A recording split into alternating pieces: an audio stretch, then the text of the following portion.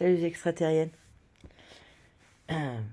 C'est pas une vidéo facile, tant en termes d'énergie que, voilà, que de sujet, mais ça peut servir. J'ai aucun doute que ça pourrait servir au moins à une personne. Je vais parler des crises autistiques. Jusqu'à présent, enfin, jusqu'à il y a quelques temps, euh, on parlait de shutdown et meltdown, ça me parlait pas du tout. Alors, je me confonds toujours, mais il y en a une qu'on appelle entre le meltdown et le shutdown, il y en a une, on appelle ça des crises plutôt vers l'extérieur et des crises vers l'intérieur. C'est très très schématisé et quand on cherche à savoir si ça nous correspond, c'est définition classique médicale du DSM-5, donc du manuel de psychiatrie, aide pas du tout.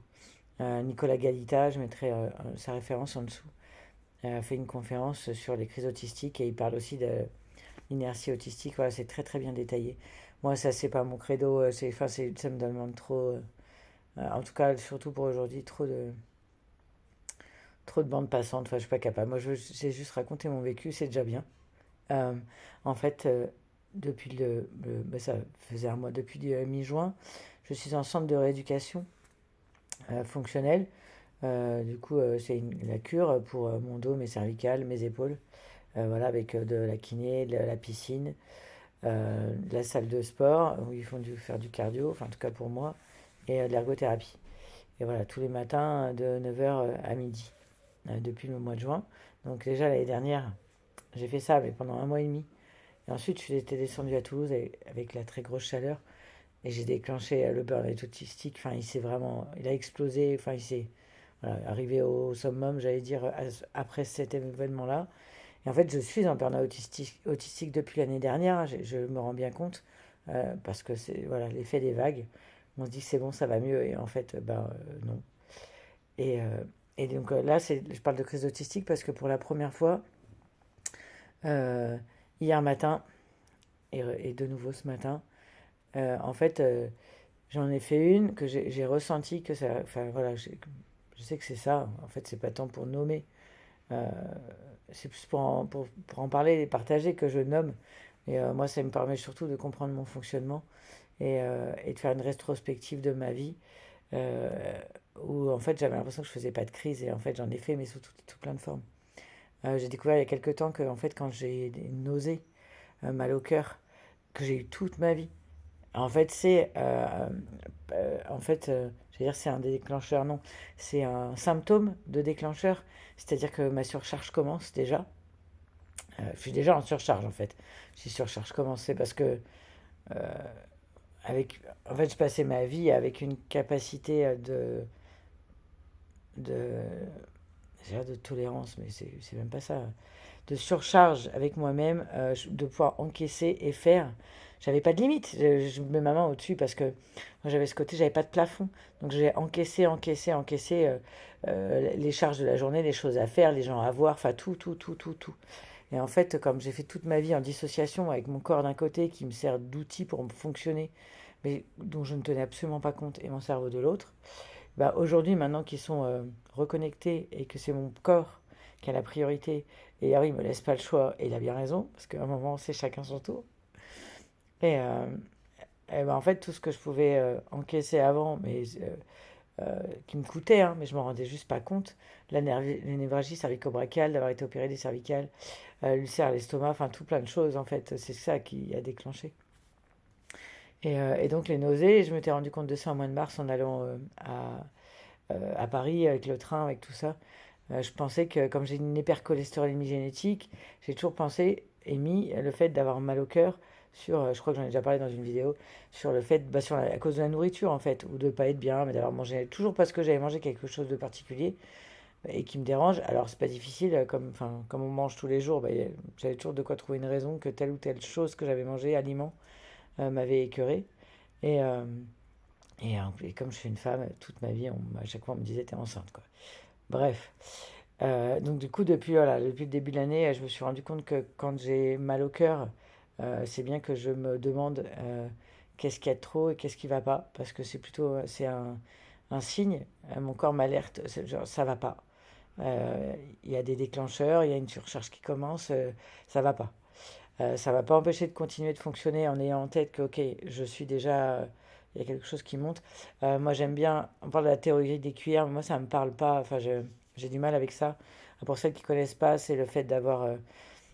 ah, j'ai pareil, je suis désolée, là, tout de suite, j'ai pas l'historique, je suis pas capable de raconter l'histoire, mais c'est le fait d'avoir, on va dire, de partir avec 10 petites cuillères en début de journée, et qu'au fur et à mesure des activités, il y a des activités, actions, quoi que ce soit, ou même bruit, enfin bref, des déclencheurs, font que ça enlève des petites cuillères, et qu'à la fin de la journée, bah, souvent on n'en a plus, genre on est à moins même, et que c'est pas parce qu'on dort la nuit qu'on est revenu à 10 le lendemain matin. Voilà, bon bref, moi j'ai du mal avec les petites cuillères, ça me parle pas. Moi je parle de haricots, j'ai pris, enfin ça vient de, enfin en tout cas moi je l'ai vu dans Astrid et Raphaël, la série que j'adore, et Raphaël qui est autiste dans la série, non pardon, Astrid, j'ai confondu. Dans son groupe d'habilité sociale, en fait on lui donne cette idée, voilà, d'avoir des haricots dans la main. Et dans la poche, en fait, il pouvoir se balader avec, c'est pour ça que ça me parle beaucoup plus. Alors je me balade pas avec, mais en symbole, je les ai toujours avec moi en tête.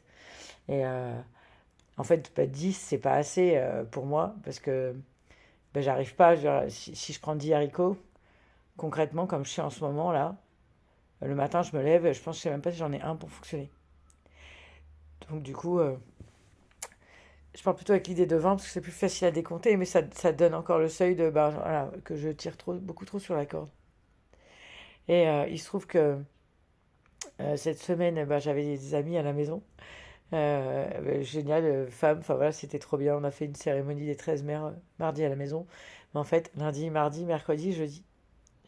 Et en fait, quel jour chez moi, elles m'ont demandé, hein, à chaque fois, toute la journée, tout le long, c'est des neuroatypiques aussi. Elles m'ont demandé si ça allait, si c'était pas trop. Enfin voilà, en plus, on s'est reposé, on a pris le temps, il n'y avait pas un rythme effréné. Et j'aurais dit, ben non, ça allait. Enfin, en fait, j'étais trop contente qu'elle soit là. Et je regrette pas qu'elle soit venue. Mais clairement, bah, la cure le matin et des gens chez moi, bah, c'était pas possible. Non, c'est pas... Mon corps, pour lui, c'est trop.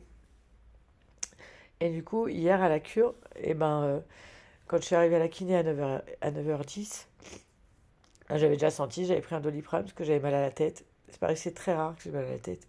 Et c'est un signe aussi, je me rends compte. J'ai toujours mis ça sur j'ai la crève, mais non, j'ai pas la crève. En fait, il y a plein de symptômes que je mettais sur les symptômes de physique de maladie ou de symptômes de pré-maladie ou comme on dit de début de crève. Et en fait, enfin, c'est très rare. En fait, moi, quand je suis malade, j'ai la grippe, j'ai les carabinés, ça dure 5 jours et c'est très rare. Et en fait, tous mes symptômes, là, je me rends compte que c'est lié à la surcharge. En fait, mon corps m'alerte que c'est déjà trop, qu'il faut rentrer. Parce que quand je suis chez moi, ça va tout est redescend, tout est beaucoup mieux. Déjà, je suis dans mes affaires. Et hier, j'ai senti du coup, quand je faisais la kiné, l'envie de vomir. Je commençais à avoir envie de pleurer. J'arrête pas de faire ça, de réguler en fait, c'est pour tenir quand je commence à faire ça. Et du coup, c'est une vidéo longue, hein, parce que c'est lourd à raconter. Je voulais le faire hier et je n'étais pas en capacité. Aujourd'hui, c'est compliqué, mais voilà, comme je suis en repos et que je suis chez moi et qu'il n'y a plus personne, bah, voilà, j'avais envie de la faire parce qu'après, moi, j'ai besoin de faire des choses sur le moment, avec moi, d'authenticité du moment. C'est plus compliqué pour moi de raconter après. Enfin, c'est pas la même chose. Et bref, en fait, la kiné me donne des exercices, elle s'occupe de quelqu'un d'autre en même temps, elle est venue me voir plusieurs fois. Et à chaque fois, elle me demande si ça va. Et je disais oui, bon, parce qu'elle veut savoir si les exercices, je m'en sortais, c'était pas trop dur. Et en fait, je pense que ça se voyait à ma tête. Alors, il faut savoir à la kiné, j'ai les lunettes de soleil tous les jours, je les ai jamais enlevées. Pendant que je fais, à part dans la piscine, mais j'aurais même pu les garder. À la piscine, j'avais mes bouchons d'oreilles. En fait, toute la matinée, j'ai des bouchons ou le casque en fonction de si je peux le mettre. Et à la kiné, comme il y a des exercices de bouger, d'être allongé, je mettais les bouchons d'oreilles, les loops, parce que le casque, c'était pas pratique. Là, déjà, hier, jeudi, je suis arrivée directement avec le casque. Je ne l'ai pas enlevé pendant la séance. De toute façon, elle a compris tout de suite, la kiné, que ça voulait dire que c'était déjà beaucoup. Elle m'a demandé si je voulais une salle toute seule et j'ai dit non, parce qu'en fait, j'ai bien senti que j'étais dans une salle toute seule. J'aurais pas fait d'exercice et j'aurais piqué du nez, je me serais endormie, j'étais trop fatiguée. Euh, les nuits sont compliquées parce que alors, la chaleur m'a terrassée. On a les goélands chez moi je sais pas, mais Je sais pas comment expliquer. Ils sont en mission boîte de nuit, enfin, ils sont excités. Et là, en pleine nuit, à 2 heures du matin, mais enfin, c'est indescriptible en fait. À l'occasion, si je les entends, je ferai peut-être une vidéo pour qu'on se rende compte. D'ailleurs, les copines n'ont pas très bien dormi à cause de ça. On a toutes dormi avec des bouchons et une avec son casque carrément. Bref, et donc j'en reviens à ma séance de kiné, enfin à la cure. Au bout de la quatrième fois qu'elle me demande si ça va, et je pense qu'elle voyait donc à ma tête, à tout, que c'était compliqué, que c'était pas comme les autres jours. Il faut savoir que sur un mois, j'ai changé 4 fois de kiné, ce qui n'arrive jamais d'habitude. Ça m'a pas aidé, même si elles étaient toutes adorables et avec des exercices différents, que c'était intéressant. En fait, c'est ça, c'est que j'ai appris des choses et c'était chouette, mais si j'avais eu le choix, mon corps, lui, il voulait plus, quoi. Et la quatrième fois, elle me demande si ça va, et je lui dis, bah, en fait, les exercices, en fait, ça va, j'ai pas mal. Je dis, et j'ai osé, je lui dis, mais par contre, j'ai envie de vomir, et j'ai les larmes qui arrivent. Et elle me dit, mais faut arrêter, si ça va pas. Donc, du coup, j'ai commencé à pleurer, et je dis, bah ouais, en fait, je veux bien. Ça faisait, il restait un quart d'heure sur la séance, et après, j'allais enchaîner sur la piscine. Et je lui dis, bah oui, je veux bien, je vais aller me poser. Et elle me dit, mais prenez une salle toute seule si vous voulez. Et j'ai dit, bah, c'est gentil, j'ai apprécié. En fait, hier, aujourd'hui, mais même tous les autres jours, mais hier, aujourd'hui particulièrement, avec l'état dans lequel j'étais, la bienveillance et l'accueil des personnes euh, à le centre de rééducation fonctionnelle de Tréboul, c'est vraiment des amours. Et à aucun moment, je me suis sentie jugée, jamais, mais vraiment pas un quart de seconde. Et tout de suite de comprendre, sans que je dise, à l'entrée, j'avais dit que j'étais autiste au médecin, tout ça, mais à la kiné, je ne l'ai pas dit. Enfin, voilà, je ne le dis pas. Et en fait, j'avais pas besoin. Ils ont compris tout de suite. Et ça, j'ai trouvé ça génial de se retrouver avec des personnes qui comprennent, qui savent. Et, euh, et aussi, je sais que moi toute seule, je suis un apprentissage pour les autres, hein, je me rends bien compte. Euh, et du coup, je vais faire une vidéo qui va être hyper longue. Euh, Pardon, de savoir que la vidéo elle est longue, ça me perturbe. Du coup, je me dis que c'est compliqué et que je devrais pas. Enfin bref. Euh, et je trouve important de raconter jusqu'au bout. Parce que ça peut servir à plein d'autres personnes, en fait, le moindre détail. De se rendre compte que quand on est comme ça, c'est trop. Et j'ai beaucoup de mal encore à me rendre compte que j'en fais toujours trop. J'en fais tellement moins qu'avant, mais vraiment tellement moins que. Enfin voilà, j'ai pas encore trouvé ma limite, quoi. Enfin, mon équilibre, pardon. Et du coup, je suis sortie. J'ai quitté la salle de kiné. Je retenais mes larmes parce que j'étais dans les couloirs et que. En fait, c'est pas tant que. J'ai pas peur de pleurer devant les gens, parce que c'est pas ça. C'est plutôt que j'ai surtout pas envie que quelqu'un me demande si ça va avec plein d'amour et de bienveillance, mais j'étais plus du tout en capacité de parler à qui que ce soit. Et je me suis pas mis dans une salle isolée comme elle m'a proposé, parce que déjà, je me suis dit que si je me mettais, ben, j'allais pas juste y rester un quart d'heure, j'aurais eu envie de rester 3 heures dans cette salle peinard toute seule. Et que les kinés ont besoin de ces salles, donc souvent elles toquent, elles ouvrent les portes pour savoir si je dis elles parce que c'est 90% c'est des femmes, les kinés. Euh, ouais, du coup, j'ai anticipé le fait que une personne aurait ouvert la porte, me demandé si ça va, enfin voilà, et je voulais aucune interaction. Donc je suis descendue dans les vestiaires qui sont communs avec plein de casiers, et il y a des vestiaires avec porte euh, pour, euh, pour pouvoir se changer. Et donc j'ai vidé mon casier, j'ai pris toutes mes affaires, enfin ce que j'avais besoin pour la piscine, et je suis allée me mettre là. Le casque, je l'avais déjà. Je me suis mis un podcast TSA, TDAH, parce que moi, ça m'aide. Je me suis rendu compte de ça. Enfin, pour l'instant, c'est ça qui m'aide à, à penser à autre chose. Et moi, avec mon téléphone, avec un jeu, voilà, un petit jeu. Et du coup, j'ai pleuré. Et en fait, je me suis retrouvée dans le vestiaire. La majorité du temps, c'est quand même assez calme. Les femmes font pas trop de bruit. Il n'y a pas beaucoup de passages en même temps. Et là, de toute façon, quand on est en surcharge, c'est encore pire. On ressent tout. Et on sent tout. Et du coup, là, il y avait énormément de passages. Les portes des casiers, j'entendais. Les portes de vestiaire qui claquaient. Mais c'est petit, hein, pourtant. Et le sèche-cheveux mis en route. Enfin, c'était compliqué, quoi. En fait, j'aurais dû rentrer chez moi à ce moment-là. Mais voilà, on apprend, hein. Enfin, j'apprends chaque jour. Et donc, je me suis mis en tenue de piscine. Donc, en fait, je me suis posée, mais pas très longtemps. Et je me suis dit d'aller dans l'eau à la piscine, ça allait me faire du bien. Et effectivement, ça me fait du bien. Mais c'est encore des choses en plus. Croiser des gens, entendre des bruits, euh, faire des actions. Bref, je suis allée à la piscine. D'être dans l'eau, ça allait. Mais ça fait, voilà, encore des choses en plus, en fait. Et donc, tout ce temps-là, je tiens. Euh, et en fait, bah voilà, la kiné m'a dit, parce que c'est la même à la piscine, me dit tu fais ce que tu veux et ce que tu peux. Donc j'ai fait des exercices un peu, puis elle est venue me voir et donc elle me parle directement de l'autisme en me demandant depuis quand je le sais, enfin voilà, sans que j'ai dit en fait, et c'était très appréciable.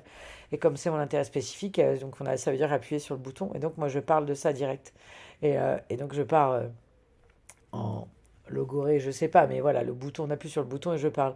Et dans ces cas-là, intérêt spécifique, je me sens bien, et donc j'oublie que je suis en surcharge. Et voilà, je parle, voilà, je lui raconte. Et d'ailleurs, elle me fait un moment, on est obligé d'arrêter parce qu'elle n'a pas que moi comme patient. Et comme elle me dit, il faut bien qu'elle regarde si les autres ne sont pas en train de se noyer.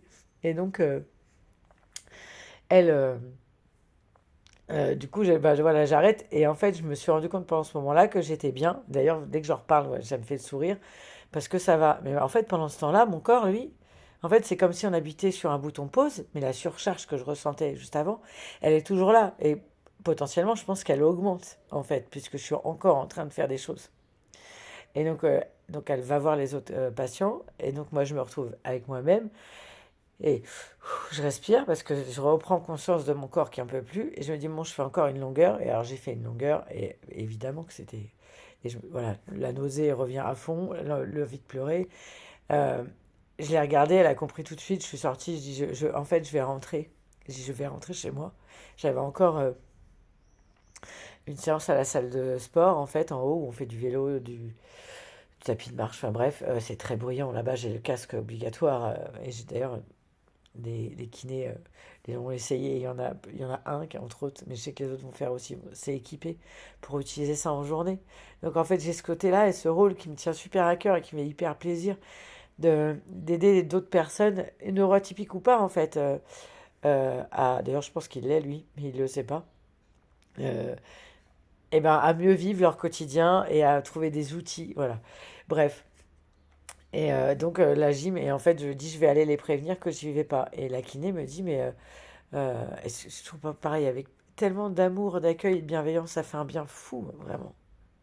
Parce qu'en dehors des personnes de mon entourage qui sont neuroatypiques et je suis accueillie comme ça tout le temps, d'avoir voilà, des personnes lambda, ça fait vraiment.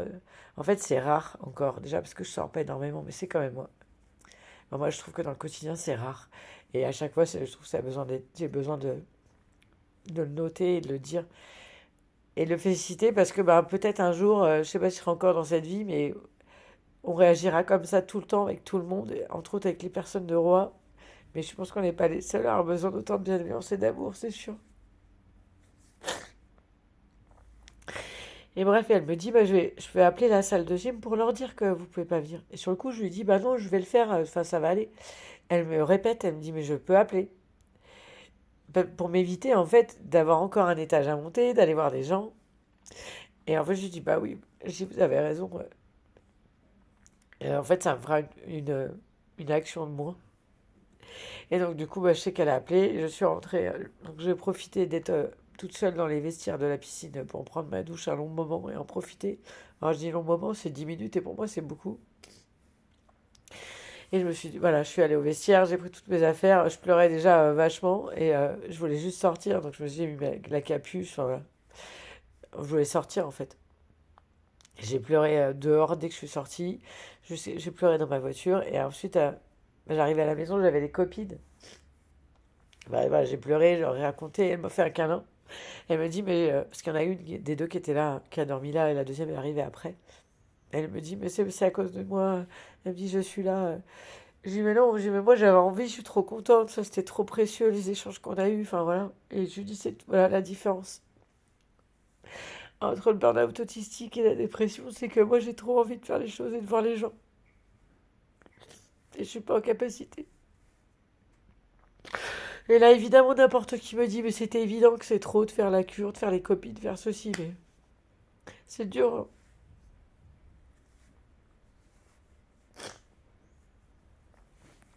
C'est dur, c'est très frustrant d'être obligé de se restreindre, de pas faire les choses. Et alors, évidemment, la chaleur, elle m'a. Enfin, la chaleur, elle toute seule, en fait, suffisait à ce que je reste enfermée chez moi, où j'étais trop bien, parce que moi, j'ai de la chance, il fait 24 degrés quand je ferme tout.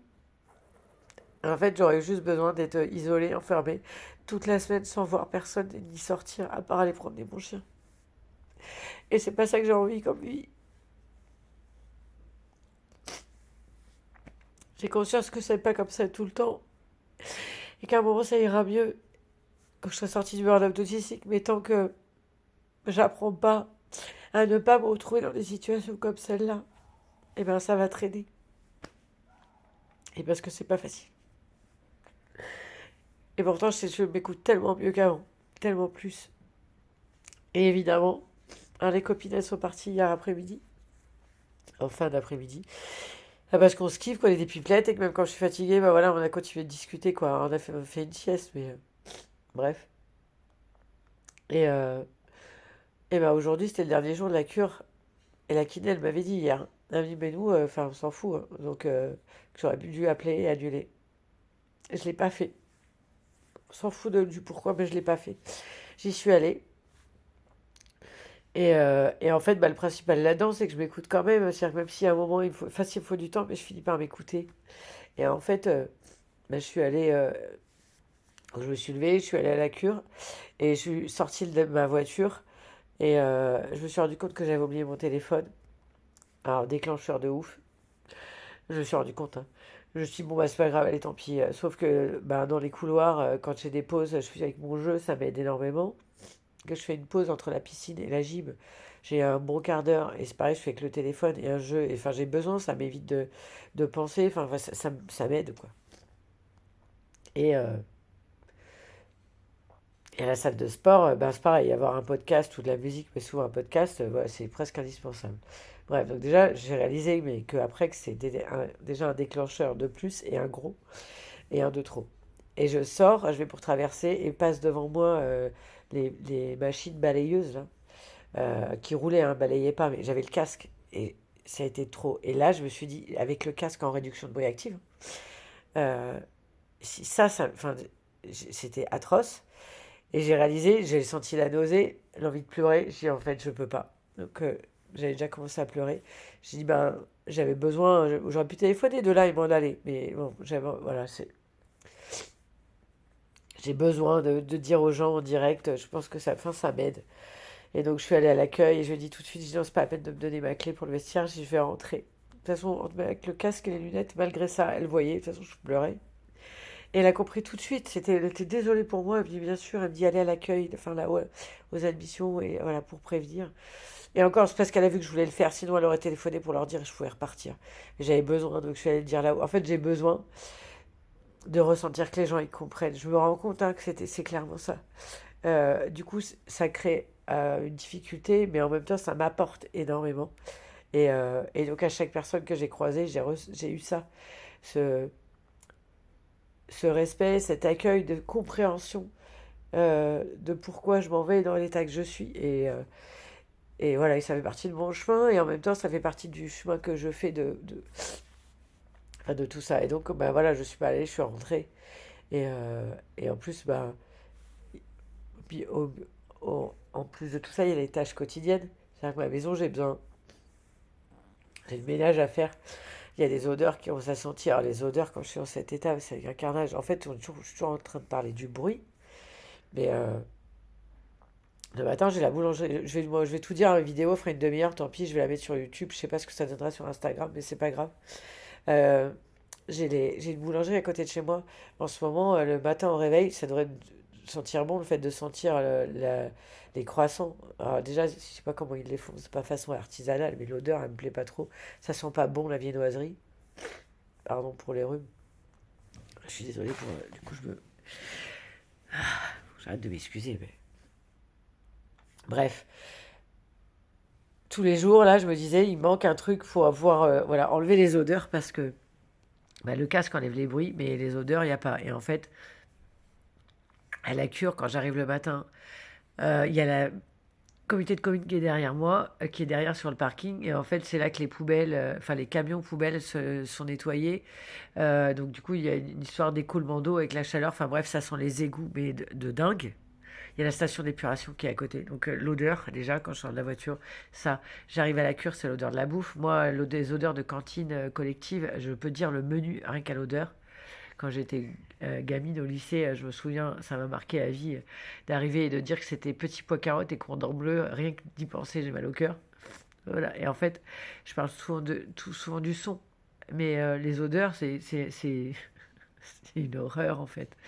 Et en surcharge, à la cure, c'était ça, l'odeur d'égout, mais très très fort, vraiment très très fort.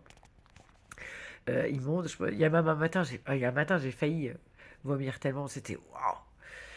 En fait, c'est ça, je tiens tout ça, c'est une dinguerie en fait de se rendre compte de tout ce que je peux tenir dans une journée. Le, les odeurs de bouffe, ça c'est pour arriver à l'entrée. Quand la porte s'ouvre du bâtiment de la cure, c'est comme un hôpital, mais un peu plus, ouais, c'est un hôpital de jour. Je sens le chlore de la piscine en direct.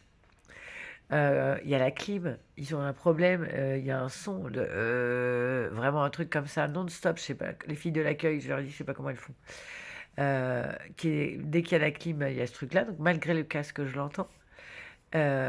Et après, ben, il y a les odeurs différentes déjà de bouffe qui montent dans les couloirs, qui changent au fur et à mesure de la matinée, plus les odeurs de chacun, des parfums des personnes qui ont pris la douche. Enfin, c'est un truc de dingue, c'est un truc de dingue. Et en fait, voilà, ça fait un mois que je subis ça et je me demandais pourquoi. J'étais partie en burn-out autistique, sortie de la cure l'année dernière. Et ma psy qui me demandait le mois dernier, mais comment j'avais tenu l'année dernière, je lui dis, bah, à part dire qu'en force. En force, genre, faut y aller, quoi. Et voilà, et du coup, bah, je peux plus, de moins en moins. Voilà, bah, je sais pas si j'ai fait le tour, je pense que je vais arrêter là pour aujourd'hui. Merci à, là où les personnes qui ont eu le courage de tenir jusqu'au bout, après, c'est pour ça que je vais la mettre sur YouTube, c'est qu'on peut accélérer, même si je parle déjà vite, et surtout faire des pauses, ce qui est moins facile sur Instagram. Voilà, et ben, euh, f- courage et force à toi, parce que je sais qu'une majorité des personnes qui m'écoutent vivent voilà, des choses similaires ou ont vécu, et ça permet d'identifier. Je vous embrasse.